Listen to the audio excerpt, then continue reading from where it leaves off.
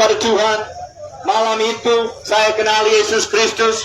Saya berkata, di dalam hati saya sudah ada keputusan. Saya akan lakukan apa Yesus Kristus memerintah. Saya akan lakukan semua perintahnya. Saya berhenti minum mabuk, saya berhenti mencuri uang dari mama saya untuk beli narkoba. Saya berhenti, itu banyak hal. Tapi di pikiran saya masih berasa, tapi rokok ganja itu bukan dosa. Waktu saya rokok ganja, saya rasa seperti bisa berdoa. So untuk 2 minggu, saya tidak sadar itu dosa. Dan saya setiap hari terus rokok ganja setelah saya bertobat. Tapi setiap kali saya rokok ganja, saya bergumul di dalam hati nurani saya. Kenapa tidak rasa damai? Kenapa? Ini bagaimana ini? Sampai 2 minggu setelah itu saya sadar, ini dosa. Ini adalah dosa, dan waktu saya sadar ini dosa, kalau ini dosa, saya tidak mau lakukan karena saya mau ikut Yesus. Dan saya dari keputusan saya akan berhenti itu rokok ganja. Besok pagi biasa sebelum ke sekolah saya akan rokok ganja sebelumnya. Tapi saya bangun saya tidak mau lakukan dosa. Dan saya ke sekolah, pulang dari sekolah saya ke rumah teman saya, rumah Bill, dan mereka rokok ganja. Saya juga rokok ganja, jatuh di dalam dosa. Saya pulang dengan menyesal yang besar dan berkata, Tuhan, minta maaf. Besok pagi saya bangun, keputusan yang keras, saya tidak akan rokok ganja. Pagi tidak rokok ganja, ke sekolah, itu setelah itu ke rumah Bill, rokok ganja lagi, jatuh lagi di dalam dosa. Dan saya berdoa, kenapa Tuhan? Kenapa saya sudah ada keputusan tapi saya tidak bisa dibebaskan? Dan saya sadar dan mengerti, setelah 2 atau 3 hari, saya sadar, kalau saya terus ke rumah Bill, saya terus jatuh di dalam dosa, dan walaupun dia teman baik saya harus potong hubungan. Saya harus potong. Karena kalau saya ke sana, saya akan berdosa terhadap Tuhan.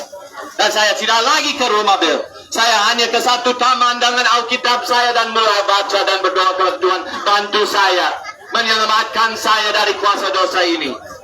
Dan dari waktu itu sudah 31 tahun saya tidak lakukan lagi.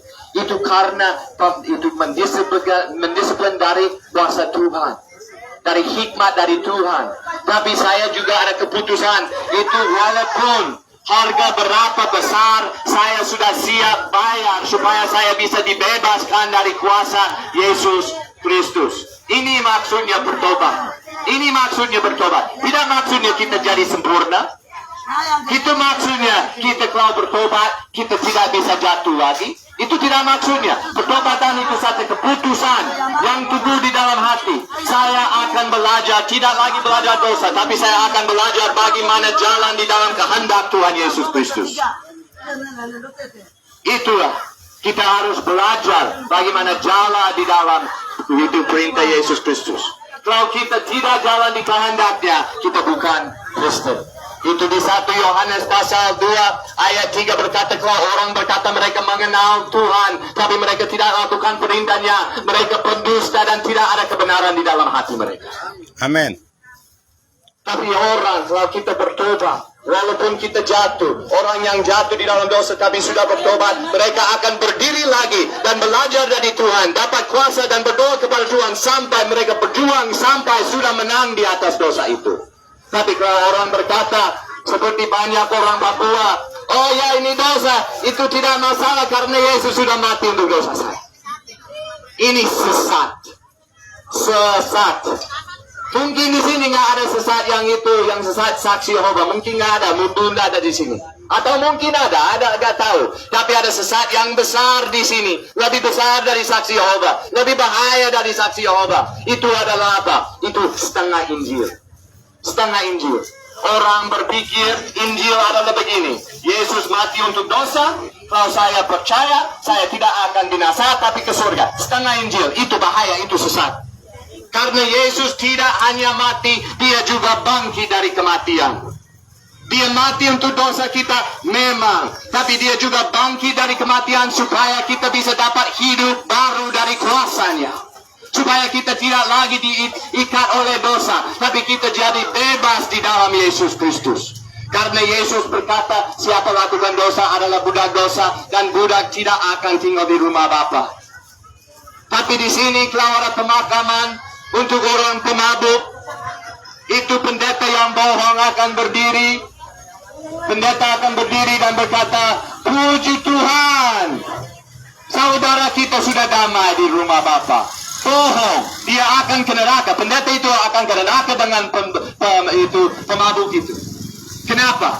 Karena Yesus berkata, siapa lakukan dosa adalah budak dosa, dan budak tidak tinggal di rumah Bapa untuk selama-lamanya. Tapi Yesus berkata, tapi kalau anaknya, yaitu Yesus Kristus memerdekakan kita, kita akan dimerdekakan sungguh-sungguh. Yesus ada kuasa. Dia tidak hanya mati untuk dosa kita supaya bisa dapat pengampunan, tapi dia bangkit dari kematian supaya kita bisa dapat hati yang baru, hidup yang baru, menjadi ciptaan yang baru di dalam Yesus Kristus, dan melalui kuasanya melalui Roh Kudus.